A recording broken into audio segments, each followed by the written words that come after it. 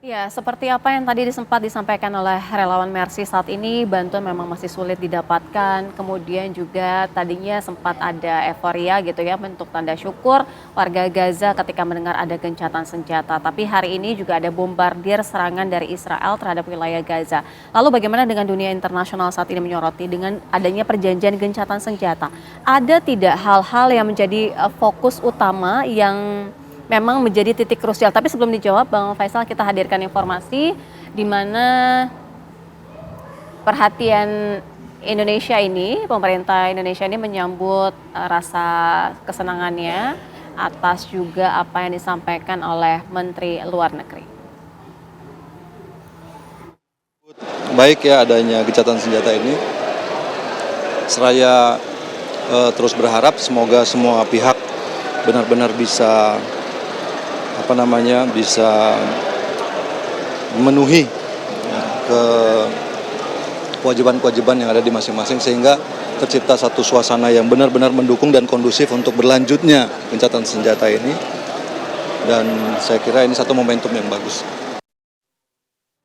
Ya, kita lanjutkan dialog. Bang Faisal, ada tidak yang perlu disoroti dari apa yang menjadi perjanjian gencatan senjata? Salah satunya mungkin tadi ya, apa yang menjadi concern adalah bagaimana dari Netanyahu dan Galon ini seharusnya memang ditangkap sehingga apapun itu sudah selesai, sudah penderitaan yang dirasakan warga di Gaza.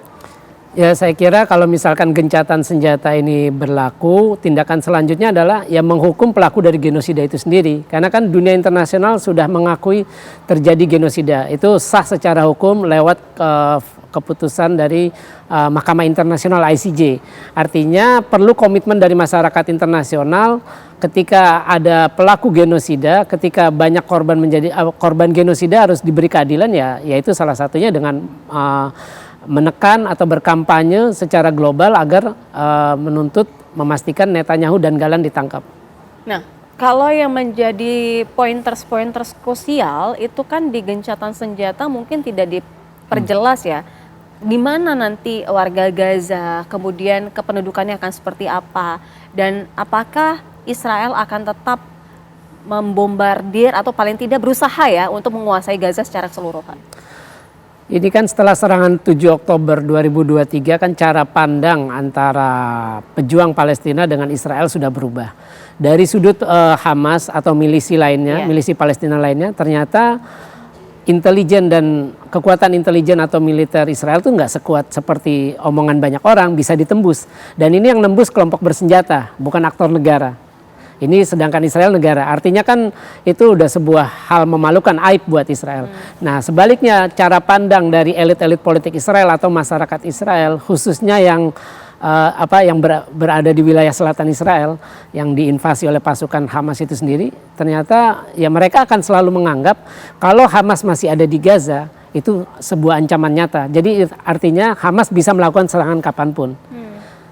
Nah kalau kita mengharapkan bagaimana itu gencatan senjata, ya itu kan tuntutan Hamas salah satunya kan pasukan Israel harus mundur, ditarik semuanya dari Gaza. Itu yang itu salah satunya yang harus nih. Terus bantuan kemanusiaan harus masuk, diberi akses seluas-luasnya. Nah jangan lupa setelah gencatan senjata, selain tadi kampanye bagaimana menuntut agar Netanyahu dan Galon ditangkap dan diadili, itu adalah bagaimana mencabut blokade Gaza. Kadang orang lupa perang sudah berlangsung 4 kali sebelumnya, itu tidak ada tuntutan untuk mencabut blokade Gaza sejak pertengahan 2007. Padahal itu juga membuat rakyat Gaza ya hidup segan mati tak mau, karena kan semua dikontrol oleh Israel. Perbatasan darat, laut maupun udaranya. Baik, kalau kita berbicara mengenai dunia saat ini, mata menyoroti bagaimana dengan gencatan senjata yang akan dimulai pada 19 Januari. Artinya ketika akan benar-benar dimulai, bagaimana dengan Amerika saat ini? Apalagi kan kita tahu bahwa pelantikan Trump, tapi kita juga tahu posisi Trump itu sangat memihak Israel, begitu kan? Ya, kalau dibandingkan dengan semua presiden Amerika, itu ada 2 presiden yang paling berjasa bagi Israel. Yang pertama itu Presiden Harry Truman, karena dia memberi pengakuan hanya 11 menit setelah deklarasi berdirinya negara Israel dibacakan oleh David Ben-Gurion menjadi Perdana Menteri pertama Israel. Nah, Trump ini sangat berjasa bagi Israel. Kenapa? Pertama, ketika 6 Desember 2017 dia memberikan pengakuan, Amerika mengakui bahwa Yerusalem baik barat maupun timur adalah ibu kota Israel. dan tidak boleh dibagi dua dengan Palestina. Ini sejalan dengan undang-undang yang sudah disahkan oleh Knesset pada 1980, namanya Hukum Dasar Yerusalem. Sama persis seperti yang Trump katakan.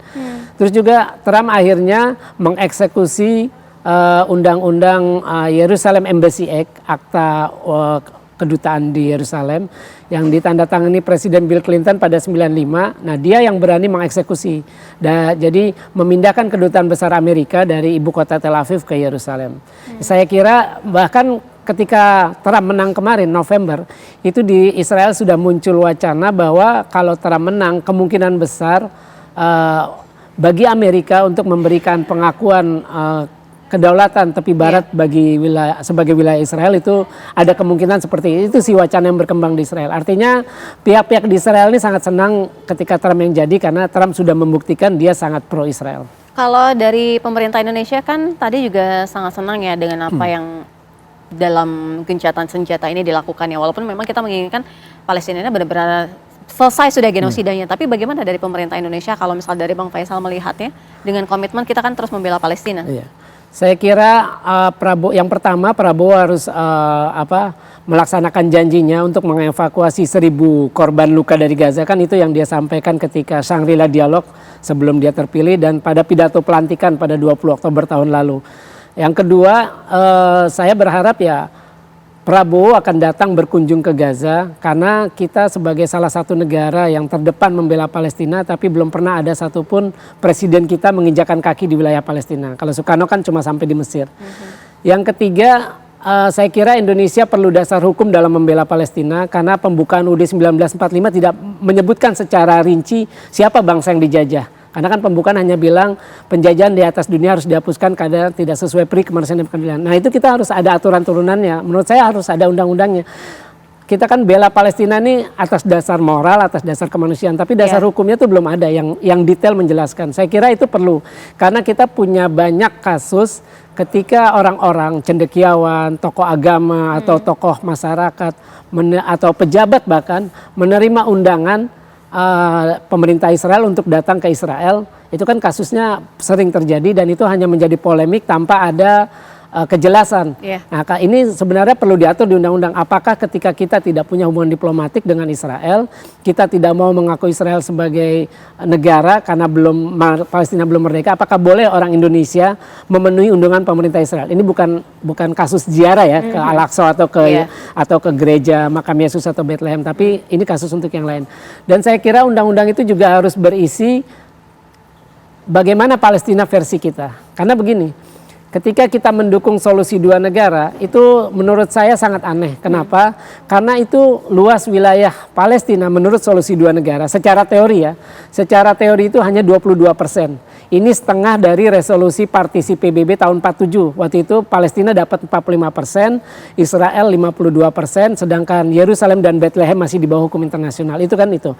Terus yang kedua, kita itu ingin Palestina itu mendukung versi Indonesia tuh Yerusalem ibu kotanya atau Yerusalem Timur saja, karena kan di Palestina juga terbelah karena baik Hamas ataupun Jihad Islam tidak mau mengaku eksistensi Israel atau Baik, Bang Faisal Assegaf, kita sama-sama menantikan ya bagaimana berjalannya gencatan senjata dan juga kita harapkan genosida ini benar-benar berhenti di seluruh wilayah Gaza.